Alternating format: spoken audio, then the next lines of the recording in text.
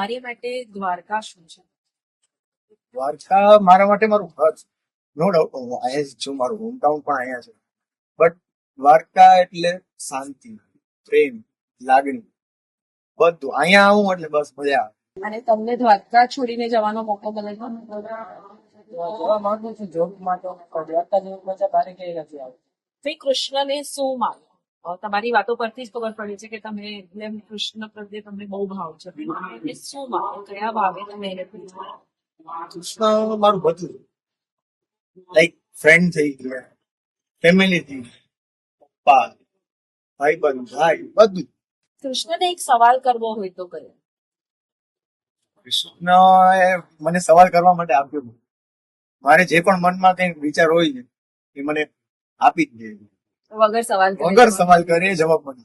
કૃષ્ણની કોઈ એક શીખ અગર લઈને ચાલવી હોય તો એવી કઈ? કૃષ્ણની આમ તો બહુ બધી સીખ છે, પણ પ્રેમ. કૃષ્ણ પાસે કોઈ એક ચીજ માંગી હોય તો એ કઈ? બસ કે દ્વારકામાં મને રહેવા દે. હું જ્યાં સુધી જીવું ત્યાં સુધી મને દ્વારકામાં રહેવા દે. પાસેથી જે નાની જરૂર છે, મને બધું આપેલું છે. જે આપે છે એ મૈગા વગેરે આપીશ.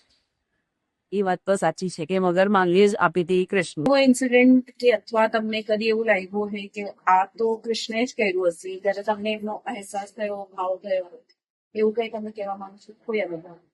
મારી સાથે હમણાં લાસ્ટ એક્સિડન્ટ છે. એક્સિડન્ટમાં સ્પીડ બહુ વધારે હતી, પણ એમાં શું કહેવાય, મને કાંઈ નથી. મને કે મારી પાછળ જે ભાઈ બેઠો એને કાંઈ નથી. ગાડી એ સીટી છે, ગાડીમાં ખાલી થોડો ખર્ચો આવ્યો, પાછું કાંઈ નથી.